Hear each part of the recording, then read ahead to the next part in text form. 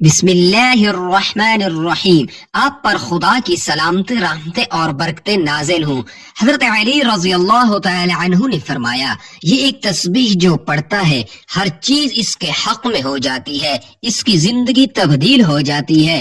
اللہ تعالی کا ذکر کرنے سے انسان کو جہاں روحانی فوائد ملتے ہیں وہاں ساتھ دنیاوی فوائد بھی ملتے ہیں۔ قرآن اور حدیث میں واضح طور پر ذکر کیے گئے ہیں، یعنی تسبیح اللہ کا ذکر ایک اہم عبادت ہے جو انسان کو اللہ پاک کے قریب لے آتی ہے اور اس کے دل میں سکون، اطمینان اور روحانی سکون پیدا کرتی ہے۔ اللہ پاک قرآن پاک میں فرماتا ہے، سن لو اللہ تعالی کے ذکر سے دلوں کو سکون ملتا ہے۔ تو تسبیح پڑھنا انسان کے دل کو سکون اور اطمینان دیتا ہے۔ جب انسان اللہ پاک کے ذکر میں مشغول ہوتا ہے تو وہ دنیاوی پریشانیوں سے دور ہو کر اللہ پاک کی طرف متوجہ ہوتا ہے، جس سے دل میں سکون آتا ہے۔ جو لوگ اللہ پاک کا ذکر کرتے ہیں یعنی تسبیح پڑھتے ہیں تو اللہ پاک ان کے گناہوں کو معاف کر دیتا ہے۔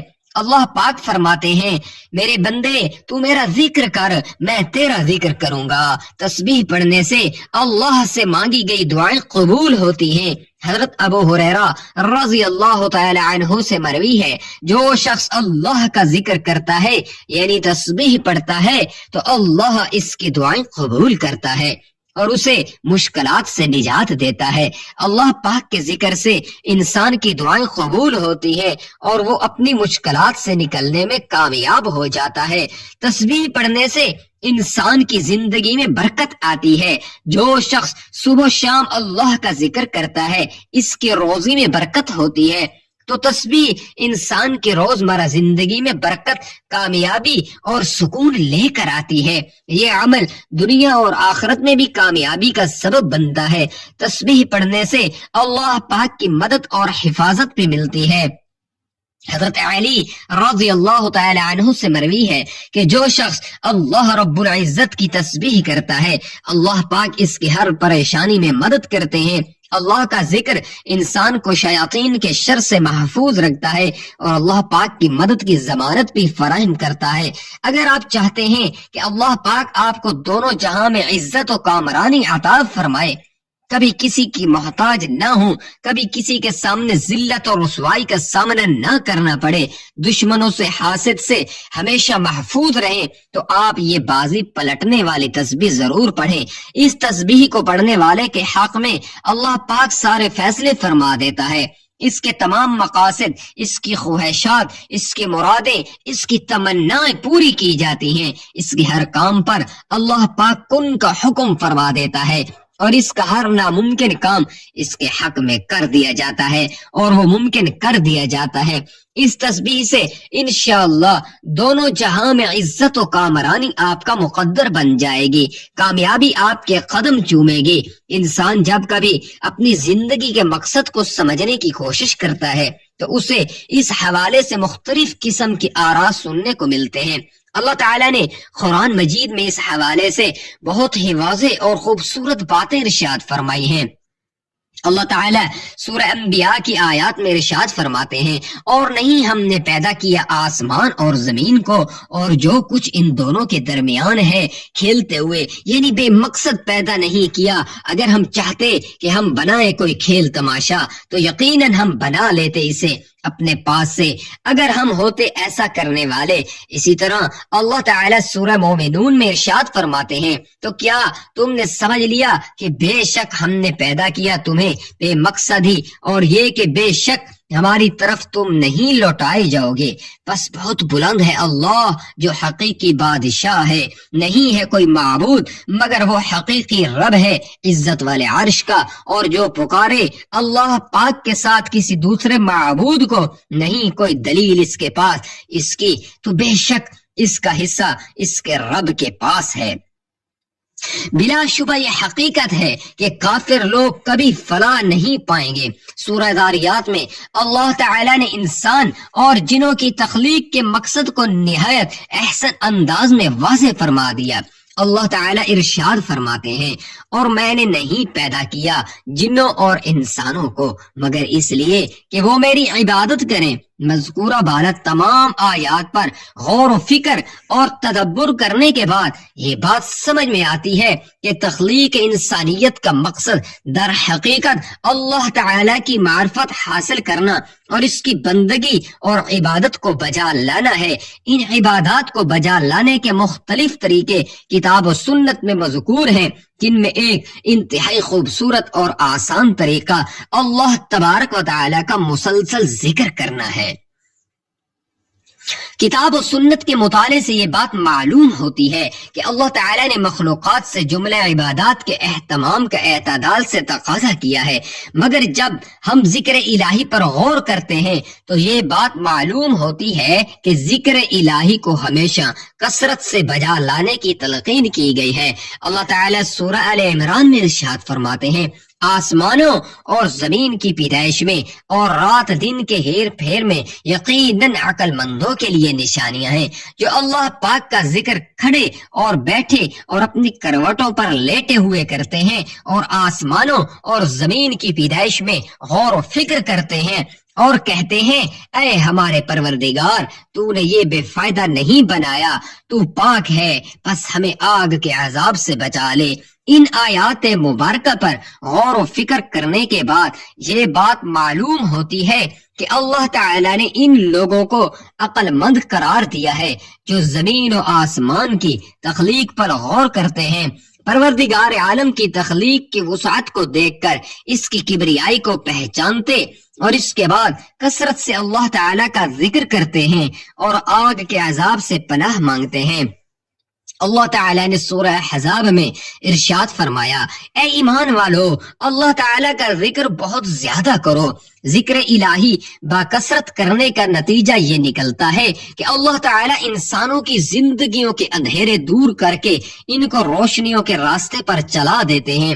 چنانچہ سورہ احزاب میں ارشاد ہوا، ایمان والو، اللہ تعالیٰ کا ذکر بہت زیادہ کرو اور صبح و شام اس کی پاکیزگی بیان کرو، وہی ہے جو تم پر اپنی رحمتیں بھیجتا ہے اور اس کے فرشتے تمہارے لیے دعائے رحمت کرتے ہیں تاکہ وہ تمہیں اندھیروں سے اجالے کی طرف لے جائے، اور اللہ تعالیٰ مومنوں پر بہت ہی مہربان ہے۔ اللہ تعالیٰ نے ذکر الہی کے فوائد بتلاتے ہوئے یہ بات بھی ارشاد فرمائی ہے کہ جب کوئی شخص اللہ تعالیٰ کا ذکر کرتا ہے تو اللہ تعالیٰ بھی اس کا ذکر کرتے ہیں۔ چنانچہ اللہ تعالیٰ سورہ بقرہ میں ارشاد فرماتے ہیں، تم میرا ذکر کرو، میں بھی تمہیں یاد کروں گا، میری شکر گزاری کرو اور ناشکری سے بچو۔ اس آیت مبارکہ سے یہ بات سمجھ میں آ جاتی ہے کہ جس شخص کا ذکر اللہ تعالیٰ کرتے ہوں، اس شخص کی زندگی میں اللہ تعالیٰ کی تائید، نصرت اور فضل ہر حال میں شامل ہو جاتے ہیں۔ چنانچہ ہمیں کثرت سے اللہ تعالیٰ کا ذکر کرنا چاہیے۔ اللہ تعالیٰ نے سورہ احزاب میں ان لوگوں کا ذکر کیا جن لوگوں کے لیے اللہ تعالیٰ نے مغفرت اور اجر عظیم تیار کر رکھا ہے۔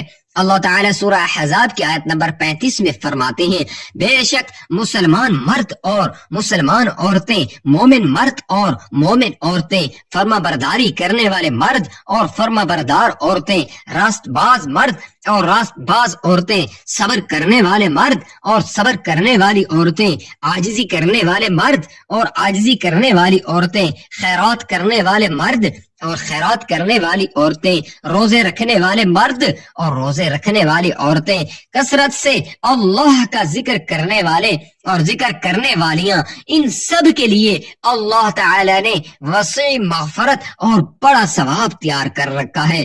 اس آیت مبارکہ سے یہ بات معلوم ہو جاتی ہے کہ وہ لوگ جن کے لیے اللہ تعالی نے وسیع مغفرت اور بڑا ثواب تیار کر رکھا ہے، ان لوگوں میں بکثرت اللہ تعالیٰ کا ذکر کرنے والے مرد اور عورتیں بھی شامل ہیں۔ نماز کی ادائیگی کا ذکر کرتے ہوئے اس بات کو بیان کیا گیا کہ نماز فحاشی اور برے کاموں سے روکتی ہے۔ ساتھ ہی اللہ تعالیٰ ارشاد فرماتے ہیں کہ اللہ تعالیٰ کا ذکر بہت بڑا کام ہے۔ سورہ عنکبوت میں ارشاد ہوا، جو کتاب آپ کی طرف وحی کی گئی اسے پڑھیے اور نماز قائم کریں، یقیناً نماز بے حیائی اور برائی سے روکتی ہے، بے شک اللہ کا ذکر بہت بڑی چیز ہے۔ اس آیت مبارکہ پر تدبر کرنے سے یہ بات معلوم ہوتی ہے کہ اللہ تعالیٰ کا ذکر کرنے کے نتیجے میں انسان کو جو فوائد حاصل ہوتے ہیں وہ منکرات کے اجتناب سے کہیں بڑھ کر ہیں۔ چنانچہ ہر مومن مسلمان کو باکثرت اللہ تعالیٰ کا ذکر کرنا چاہیے۔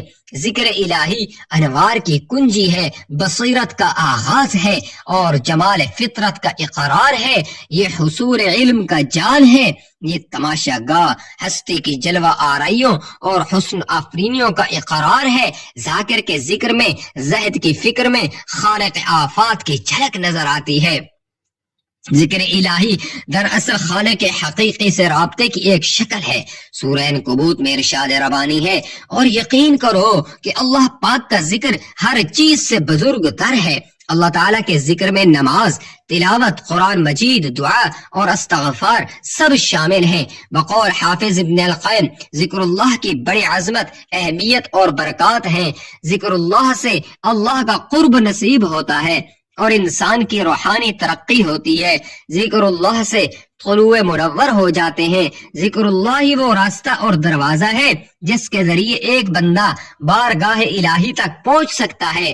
حضرت ابو ہریرہ رضی اللہ تعالی عنہ اور حضرت ابو سعید خدری رضی اللہ تعالی عنہ سے روایت ہے کہ رسول اللہ صلی اللہ علیہ وسلم نے فرمایا، جب بھی اور جہاں بھی کچھ بندگان خدا اللہ کا ذکر کرتے ہیں تو لازمی طور پر فرشتے ہر طرف سے ان کے گرد جمع ہو جاتے ہیں اور ان کو گھیر لیتے ہیں، اور رحمت الہی ان پر چھا جاتی ہے اور ان کو اپنے سایہ میں لے لیتی ہے، اور ان پر سکینہ کی کیفیت نازل ہوتی ہے، اور اللہ تعالی مقربین فرشتوں میں ان کا ذکر کرتے ہیں۔ بخاری شریف میں باحوالہ حضرت ابو ہریرہ رضی اللہ تعالی عنہ درج ہے کہ رسول اللہ صلی اللہ علیہ وسلم نے فرمایا، اللہ تعالی کا ارشاد ہے، جس وقت بندہ میرا ذکر کرتا ہے اور میری یاد میں اس کے ہونٹ حرکت کرتے ہیں تو اس وقت میں اپنے اس بندے کے ساتھ ہوتا ہوں۔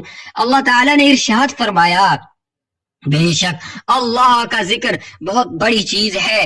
ابو ہریرہ رضی اللہ تعالی عنہ سے روایت ہے کہ نبی کریم صلی اللہ علیہ وسلم نے فرمایا، اللہ تعالی فرماتا ہے کہ میں اپنے بندے کے یعنی میرا بندہ میرے بارے میں جیسا گمان رکھتا ہے میں اس کے ساتھ ویسا ہی کرتا ہوں، گمان کے ساتھ ہوں، اور جب بھی وہ مجھے یاد کرتا ہے تو میں اس کے ساتھ ہوتا ہوں، پس جب وہ مجھے دل میں یاد کرتا ہے تو میں بھی اس سے یاد کرتا ہوں، اور جب وہ مجھے مجلس میں یاد کرتا ہے تو میں اسے اس سے بہتر فرشتوں کی مجلس میں یاد کرتا ہوں۔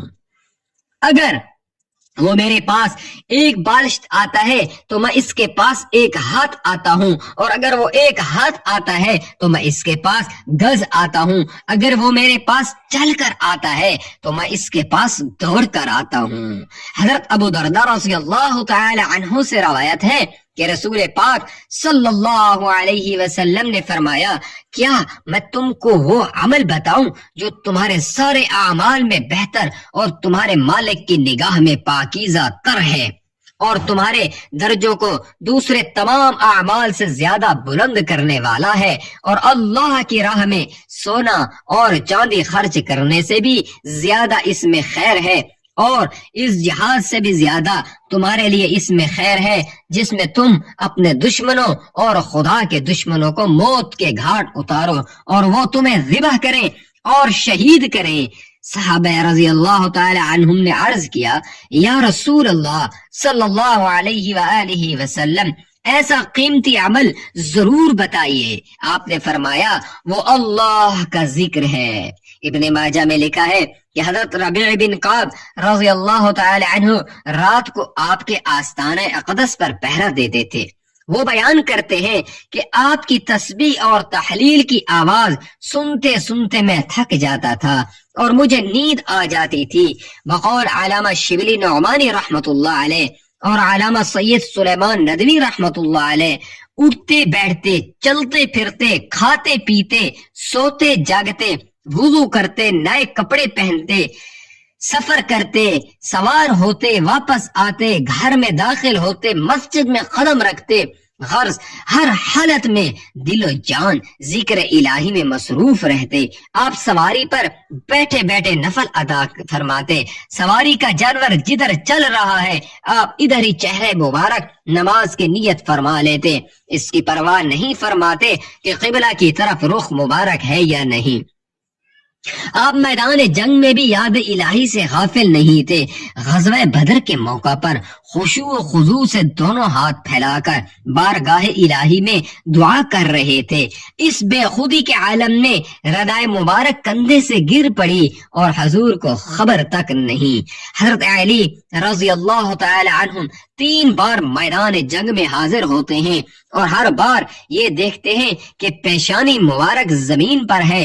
دور حاضر میں بے سکونی کی کیفیت ذکر الہی سے بہتر بنائی جا سکتی ہے. اہل مغرب کے ہاں خودکشیاں روحانیت سے فرار کی وجہ سے ہیں.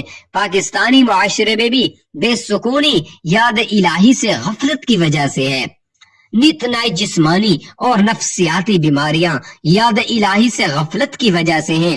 بلا شبہ ذکر الہی سے غفلت کی وجہ سے ہے. بلا شبہ ذکر الہی دلوں کو سکون بخشتا ہے. اللہ پاک کے ذکر کی بڑی فضیلت ہے. جو افراد ذکر الہی میں رطب اللسان ہوتے ہیں وہی اللہ تعالی کے نزدیک سب سے محبوب ہیں. آپ صلی اللہ علیہ وسلم نے فرمایا کہ اللہ تعالیٰ کا ذکر کرنے والے ہی نیکیوں میں سب سے سبقت کرنے والے ہیں. یہی نہیں بلکہ یہ علیہ کلمت اللہ کے لیے جہاد میں لڑنے اور اللہ کے راستے میں سونا اور چاندی کے خرچ کرنے سے بھی بہتر ہے. اللہ رب العالمین کے نزدیک سب سے پاکیزہ اور درجات کے بلند کرنے کا ذریعہ ہے. اللہ تعالی ہمیں تسبیح و تحلیل اور ذکر و اذکار میں مشغول رہنے کی توفیق عطا فرمائے. اب ہم جان لیتے ہیں کہ آپ نے کیا وظیفہ پڑھنا ہے, کیسے پڑھنا ہے. تو جو بندہ تسبیح پڑھتا ہے اپنے کسی بھی مقصد کے لیے, کسی بھی حاجت کے لیے, کسی بھی مشکل یا پریشانی سے نکلنے کے لیے, خاص طور پر اپنے حق میں فیصلے کے لیے, تو اللہ پاک کی فوری مدد عرش سے ان تک پہنچتی ہے اور فیصلہ اس کے حق میں ہو جاتا ہے. اس کے راستے سے ہر رکاوٹ فوراً دور ہو جاتی ہے. یہ تسبیح بازی پلٹ دیتی ہے, یعنی ہر ناممکن کام کو ممکن کر دیتی ہے. اس تسبیح کو کسی بھی حاجت کے لیے 101 بار اول آخر درود پاک پڑھ کر لازمی پڑھیے. خاص طور پر اس تسبیح کو فجر یا عصر کی نماز کے بعد پڑھے. کسی بھی نماز کے بعد آپ پڑھ سکتے ہیں, لیکن کوئی بھی نماز پڑھنے کے بعد آپ نے سب سے پہلے درود ابراہیمی پڑھنا ہے. ایک بار ثواب کے لیے میرے ساتھ بھی پڑھ لیں.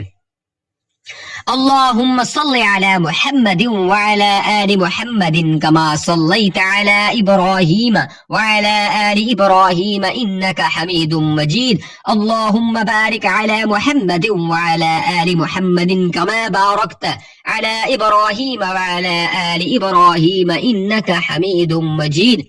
درود پاک پڑھنے کے بعد آپ نے سب سے پہلے اپنے خاص مقصد کی نیت کرنی ہے, اور جب آپ نیت کر لیں تو فوری طور پر آپ نے اعوذ باللہ من الشیطان الرجیم بسم اللہ الرحمن الرحیم پڑھ کر وظیفے کا آغاز کرنا ہے, اور اللہ پاک کے ناموں کی تسبیح شروع کر دینی ہے. اور اللہ پاک کے یہ 3 نام یا اللہ, یا رحمان, یا رحیم, ان کا ورد شروع کر دینا ہے, اور ان 3 ناموں کو 101 مرتبہ پڑھنا ہے. حضرت علی رضی اللہ تعالی عنہ سے مروی ہے کہ اگر تم پریشان ہو تو اللہ کے نام کا ذکر یا کثرت سے اللہ کا ذکر کرو یا تسبیح کرو تو اللہ پاک اس کی تمام مشکلات آسان کر دیتا ہے. اس کے لیے یا اللہ, یا رحمان, یا رحیم کا ذکر پڑھتے رہیں. اللہ پاک کے یہ 3 ناموں کا ذکر کرنے کے بعد آپ نے استغفار لازمی کرنا ہے, کیونکہ استغفار کا پڑھنا انسان کو اللہ کی قربت سے ملاتا ہے. اور کہا جاتا ہے کہ اللہ پاک اپنے فضل سے اپنے بندے کی پریشانیوں کو دور کرتے ہیں. صرف 101 بار اول و آخر درود پاک پڑھ کر اس تسبیح کو پڑھنے کا معمول بنا لیں. انشاءاللہ فیصلہ آپ کے حق میں ہوگا, جیسا آپ چاہیں گے ویسا ہوگا. اللہ پاک آپ کی خواہشات پر کن کا حکم فرما دے گا, آپ کے ہر جائز مراد کو پورا فرمائے گا. میرے محترم عزیزو، یہ چھوٹی چھوٹی تسبیحات ہیں، ان پر خود بھی عمل کریں، اپنے گھر والوں کو، دوست احباب کو بھی ان کے متعلق بتائیں تاکہ سب ان کو پڑھنے والے بن جائیں۔ ان پہ کوئی ٹائم نہیں لگتا، صرف 1-2 منٹ 5 منٹ میں یہ بندہ پڑھ لیتا ہے، لیکن ان کی جو فوائد ہیں وہ انشاءاللہ دنیا میں بھی نظر آئیں گے، اور اللہ تعالی آخرت میں بھی آپ کو ان کا اتنا اجر دے گے کہ جو بیان کرنے سے بہر ہے۔ اللہ تعالی ہم سب کو نیک اور اچھے کام کرنے کی توفیق عطا فرمائے۔ اللہ تعالی میرا سنانا اور آپ کا سننا اپنی پاک بارگاہ میں قبول و منظور فرمائے۔ اللہ رب العزت کے 99 ناموں میں سے کوئی ایک نام ضرور شیئر کر دیں۔ اللہ تعالی ہم سب کا حامی و ناصر ہو۔